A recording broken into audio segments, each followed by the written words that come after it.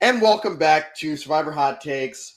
We are here to discuss season episode 3 of season 44. You're doing your best. Um, and right off the bat, I mean,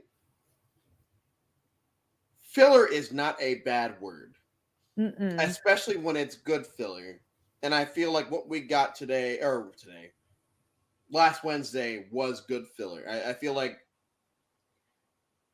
at least watching it, I felt like, okay, yeah, this is pretty. I feel like it's Right. going to be Claire. Like, I don't.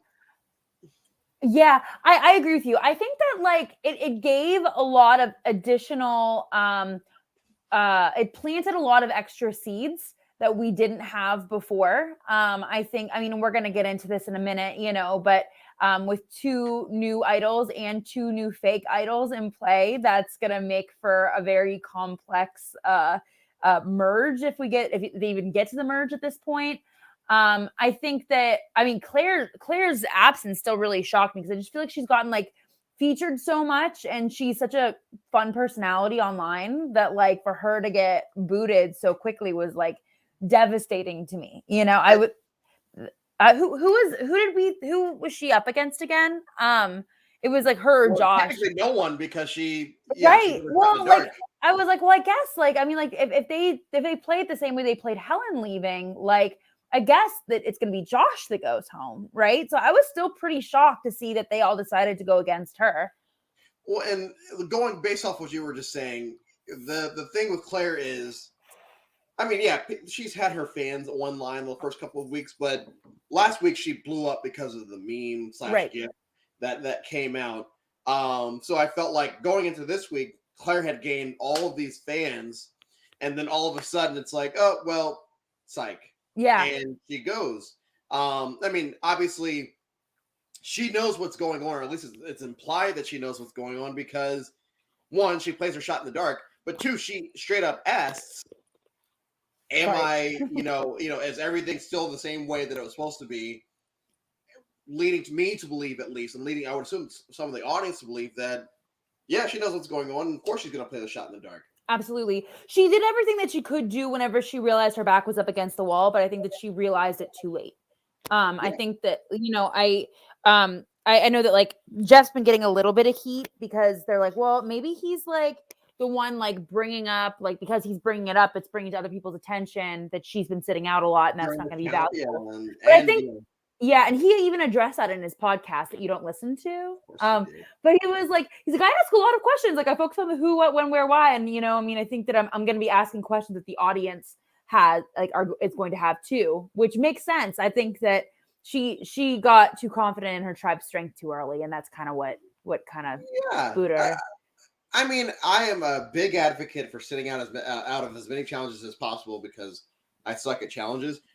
But when you don't ever when you don't do a challenge like peer, like if you never Mm-hmm. participate, and two, you have the host calling you out twice in the same episode, which is over the course of a couple of days, Right.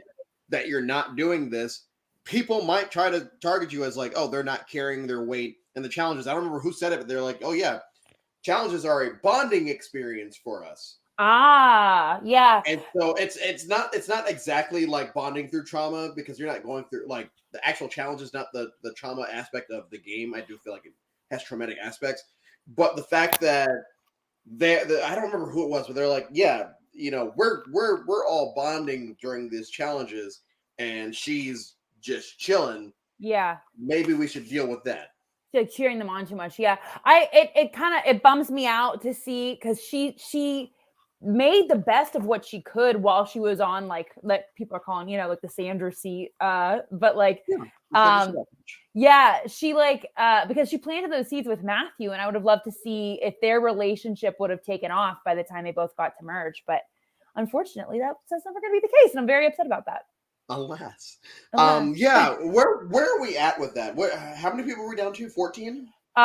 We should be down to 15 now. Oh no, yeah, 14. You're right, because Bruce got 14. medevaced. Yeah. So, I mean, you're the one that knows this stuff. When does what do you I always forget what you call Mergatory. it. Mergatory. When does Mergatory That's happen? a great question. I want to say that people like they get down between they have to make sure that there's 9 people who are in the jury, right? So we'd have to make sure we have at least 12. I would say Mergatory would be 13. So we would 13. have, we would have We have what one more episode before Mergatory? already? Do you think that that's the case? No. I like, just because we are only on episode 3, if they're trying to tell me that, or not you, but like if they're trying to tell us that episode 5 is going to be when Merge starts to happen, it's like, all right, that's way too. I mean, I love Merge. Merge is the best part of everything, but like episode 5 is relatively early. We don't need Merge yet. I feel, well, I mean, like if we're following the same pattern though, like Jackson got medevaced in 42. And they would have followed the exact same pattern for that as well. And 41, there was just a double boot first episode. And then 43, there was, I don't think there was anything. Only one, but it was just Mariah the first. Yeah, it was just Mariah, and we were waiting for a long time for there to be a double elim. I think they were like, trying to cover their bases. We did wait for every week. I was like, it's happening. It's happening next week. I know. Like, jot it down. And so, I mean, if Mergatory is coming in 2 weeks, cool, whatever. Yeah. But like, if not, I don't see it happening like that. But we'll see. We'll see.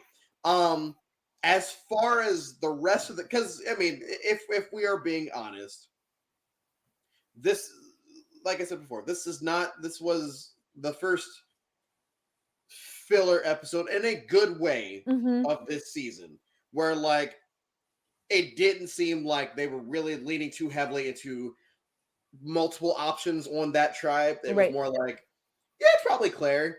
It's like, oh, okay, cool, whatever. Like, I don't like this, but like, cool, whatever. But everything else during the episode, even if we just glance over Jeff calling out Claire at the challenge, we get 2 more idol find, or 1 idol find and then 1 fake one. I think so. Is that accurate? We had 2 fakes and 2 finds. Matthew found one and then planted one on Jamie. And then Danny found one. Oh yeah, then Danny actually found one a while ago, but then he set it up for Matt. Yeah. Okay, yeah. And we start to learn some of these dynamics of, who's sharing the idol information with who's sharing that I saw someone put something in their pocket. And I feel like this is leading towards, and I mean, this is a testament to the new style of game. I mean, even pre-40, where like, I feel like going into the merge, everything is going to be fluid because no one trusts anyone. I know. Or they trust everyone, or everyone just knows all the business. So like, and then that's, I guess my next question for you is, now that we're kind of getting into who got what and who thought that they got something but didn't, we saw 2 different styles of playing, of faking an idol to someone. We saw Matthews, who he had his, and he like very quickly, like, he was hanging out with Jamie, building a relationship, and then just planted it, and basically guided her to this fake idol, okay, where she trusts him, and it's great. Danny, his style was kind of different. He also led Matt to the idol, to the key, made Matt think that he got the idol, right? But then he pushed it on, he put more of a big target on Matt. He made it more like, Danny made it more of a spectacle, because he was like, oh, like in front of Josh, like, oh, I don't believe you. Like, I know you found something. Like, I know you did, right? I don't believe you, but I saw you put something in your pants. It's like, all right, bro. And it's like either Matthew's getting so excited for Jamie, and then Danny was like trying to accuse him to get like the heat off of his back. So who do you think played it better? Do you think that Danny played it better, or do you think that Matthew played it better? Danny is Voce, right? Yes. Pretend Voce. I think that Danny looks like Voce from seasons past. So Danny kind of gave me the vibe of, I mean, I think he played it better as far as the person I'm about to compare it to, but it's almost like Alan from HHH, where like he thought people had an idol to the point where like he's making them strip and everything. Right. Yeah, it is. I think so. I mean, he never went to this point here, but he is telling other people, "Hey, I'm just letting you know. Like, I saw him do this. I saw it put in his pants and all that." It's like, all right, that could build you trust with some folks, or it might make you look like a rat. if you tell everyone. And Right. so I don't necessarily know how I feel about the situation right now. And I know that's a cop out because I'm going to just say, oh, yeah, let's just wait until whatever Right. happens. But I understand why he did it. And maybe it'll work for him and maybe it won't. Right. I think that like I just think that he makes me a little anxious. A lot of people are kind of comparing him to like a baby Tony almost. Like he's playing too hard too quickly. Like And a baby Ellie. Remember Ellie? yeah, sorry. I got out. But yeah, but like I just think that he might be playing it too much too quick. I feel like Matthew did it right because he made it a bonding experience for him and for Jamie. And then she thinks that those are the only two who know and whatever. And it helps to kind of cultivate like an area of trust. And Matthew can just like throw her under the bus, like, you know, whenever he wants. You know, it's all about timing. Yeah, I feel like besides episode 1, as my camera goes to shit, besides episode 1, we haven't seen any advantages played, right? No, we've seen Shots in the Dark played like now 2 times, but no, that's it. 3 times, I guess, if you include the same tribal council. But we've seen multiple people find advantages at this point, right?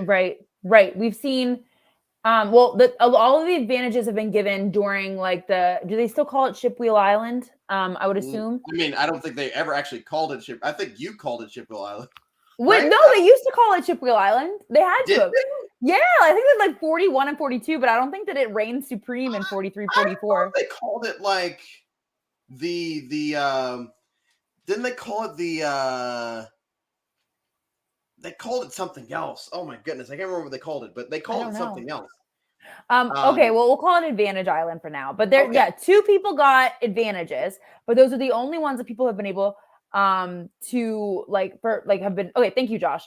They're the only ones that like have been able to get them yet. But I think that we're gonna see next week that they're gonna go back to Pretend Island. The Trek. Yeah, but like I feel like there was a name for there has to be a name for this thing. I feel like we just need to come up for a name for it. I don't want to be stuck on it at this point, but right. Shipwheel Island. No, I don't. I feel like honestly, I feel like this might be one of the last seasons that they do even have this concept of not swap. Yeah. I feel like they're going to jump back to a swap soon. I agree. Whether it's 45 or 46. Mm-hmm. I feel like they've kind of tested this 3 tribe no swap thing out, and it seems like most of the fans are annoyed. But like, yes, once again, they pick and choose they pick and choose what aspects of the game that the fans are pissed off about or like that they change or don't change. Right. Well, and like to be honest, like I mean, there's been a lot of like flack and a lot of criticism that's been raised about it because like almost all the people who get eliminated are women, you know, and I think that that's like an inherent issue or like a subconscious issue that's kind of arisen with that, like 3 merge, no swap. I feel like if you mix things up a little more, people are really advocating for like the 2 tribes again, but I don't know how I feel about that either. I'm fine with starting with 2, swapping to 3. I mean, I guess at that situation, yeah, you can still start with 18 and do that. You start with 18, you swap at 15 to 3 tribes, and then you merge at 13 or 13 through 11. Right. Depending on what you want. And you have mergatory. Yes, but skip the mergatory. Like it was a fun little concept until it wasn't when they had the extra hourglass twist. They get rid of the hourglass twist or like at least change it up a little bit. And it's like, okay, yeah, I get it. You have to earn the merge with your boy and his podcast. I know that like I can't bring myself I can't listen to him because it's just gonna be a slurp sesh. And I'm good with not hearing Jeff. It's interesting though. It honestly, it's like the best thing that I listen to every week next to us, of course, because it really does give like context to like how they cast people and like why the advantages and like, you know, why they structure the game the way that they do. It just gives more context on the big questions that you and I always have anyway, you know? Once again, I get it. and You're one day I wrong. will listen to an episode, but it is not this day. So as we get through it, and I feel like we are once again, much like the Ellie Gabler thing last season, where it's like, oh yeah, we're heading to a point where this is going to have to break down. Right. I think the showmance that is occurring right now, because they're putting so much they're giving time to it the last 2 episodes. If they give time to it again next week, either that's the week that it gets broken up and like someone finally deals with it, or that's 3 weeks in a row that we've had to deal with this, which means at some point someone's going to deal with it, or it's going to be even worse. Oh my goodness, no.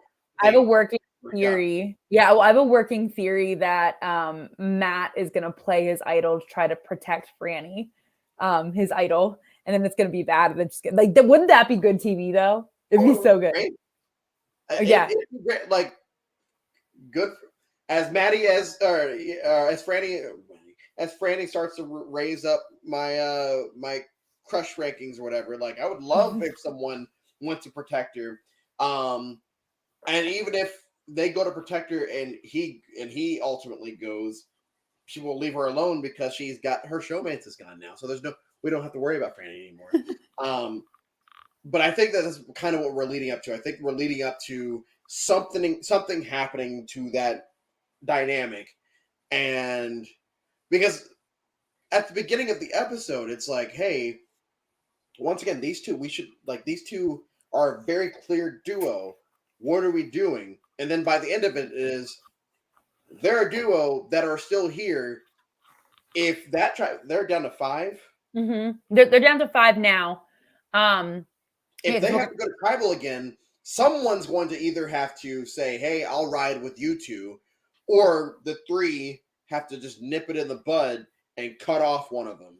Do you think that then means like I feel like it would be 3 versus 1 with Heidi, Josh, and Danny versus Franny and Matt. Don't you think so? I feel like Claire was the only one who still wanted to work with Franny and Matt, like knowing that they were still in a duo. You know what I mean? Yeah, but because things are so fluid now, that could easily change next round. Sure. I mean, obviously I'm rooting for Matt to be the one that goes, Josh, because Franny's my winner pick.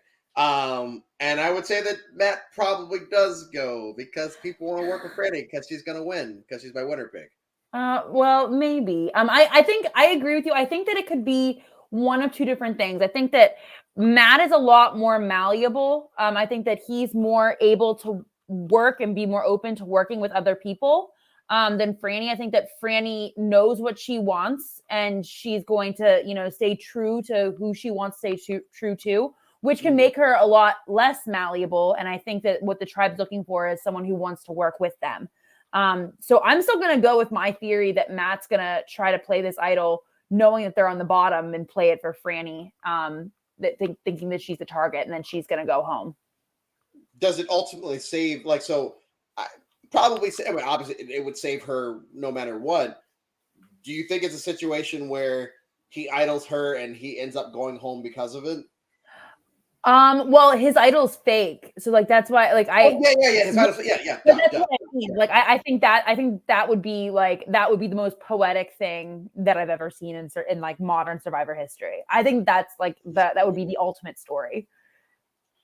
I don't think there's going to be a swap. I don't think so either. I think they're still following the structure of 43 pretty similarly. I would love to see a swap though. Honestly, that would really spice some things up. Yeah, absolutely. I would love to see a swap. It would change the swap. Yeah. Well, because I also think that the power dynamics in every tribe are so clear. We already have a lot of the power duos. Jam Jam and Carolyn are the it crew, and then Danny and I would say maybe Heidi or maybe Danny and Josh, I'm not really sure yet, are the it crew. And then who is the other it crew? Hold on. I've got it in my head. Matthew is the it person. Matthew is the one who really can work with whoever he wants to when the time is right. But he has so many options. I think that he's the only one, And so we're leaving it. Oh, if they do swap, then yes, that adds a whole different layer because it could break up some of these duos. It could give some of these duos newfound power. But I just don't feel like they're going to bring the swap back this season. Just mainly because Survivor since 40 has a knack, whether positive or negative, of announcing everything that's going to happen in the season. Whether it's, hey, look, guys, we're doing BIPOC 50%. Way to go. Way to go, us. Or we're not going to. What? Wait, sorry. I was just read Josh's comment. A swap was leaked for the next episode. What? Is that real? Are you playing with us? Josh, are you playing with us right now? If it is, once again, it'd be a surprise because they have spent the last 4 seasons.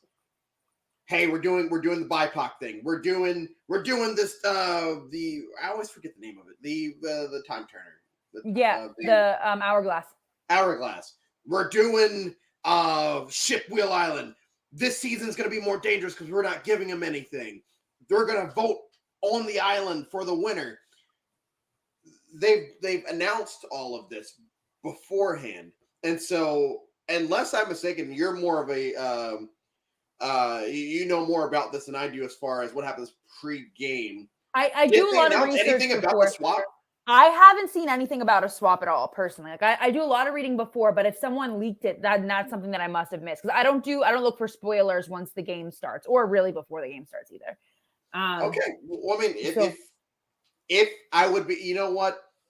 I hope it happens. I'm gonna try. I'm gonna let it happen. Yeah, because I mean they're at 15. Oh gosh. So if they're 14. They're 14. Mm-hmm. Could they swap to 2 tribes? Oh my goodness, we're getting 2 tribes back. Are we gonna get everything we've been dreaming of for the last four seasons? No, I'll believe it when I see it. I don't think so either. Yeah, I don't think so. I'll believe when I see it. But okay, so overall thoughts on this one. I would say that, and not like once I just keep saying it just in case people think that I'm shitting on the episode because I'm not. It was great. It was filler. It was good, and with a very devastating loss because I think that Claire was just like I enjoyed her very, very much, and she was a lot of my friends' winner picks, so they're all very, very upset. Oh wow! Yeah, I mean, it was more devastating for me just because of the memes. The memes. I know. 1 week there creating all the internet memes. The next week, it's gone. And we don't even get to watch her on the jury to make more of those faces. I know. What are we going to do? She's just going to be gone. Well, I hope that she comes back because I thought that she was phenomenal. Do you have any ideas or any thoughts of who you think is on the bottom for each tribe now that we're like kind of coming to a close? Still no. Because like I said last week, everything has been so fluid to this point that like even at the beginning of this episode, was it Sarah was being perceived as bottom because she I honestly don't think that if they had gone to tribal that she would have gone. I mean, I could be mistaken and whatever. But also at the beginning of the episode, we are watching once again this showmance being clocked, and everyone's talking about it. And all of a sudden, by the end of the episode, it's Claire. So people have, yes, this is the point with all these games. People have their own motives. We're going to vote this person out now because of this. We're going to vote this person out now because Jeff Probst told us to do it because she's sending out challenges, whatever the case is. But I can't, who I'm perceiving at the bottom right now doesn't exist. And that's going to lead to a really fun ride. Right. I agree. I think that there are a few people, I think that just like based on how the edit, but also the edit made me think that Gabler was living on the bottom. So like, you're right. Honestly, I think it'll be an interesting look, but I'm going to make a few predictions of who I think may be next really quick, just for funsies. I think obviously Tika, I think that Sarah would be next unless we can find a way for her to turn everyone against Carson, which I feel like is unlikely because Carolyn and Jam Jam seem pretty loyal. I think that Jamie is more likely to be on the bottom. Maybe also Kane. I think that Kane got a more human edit, like Kane has a humanist. sword, so He did, and he sang And the he does Canada D&D. song. Apparently, he sang it wrong. I'm not from Canada, but that's what they're saying. But he did his best. And I think that, like, I mean, I can still stick with Franny and Matt being on the bottom for Soka. I don't think that there's any way that it's going to be either one of anyone but them if there is no swap. But if there is a swap, everything I'm saying is out the window. I have no idea. I'm very curious if I know, Josh me is too. messing with this. I don't know if Josh is messing with this. I'm literally gonna Google this as soon as we're done. So I'm gonna, I don't know.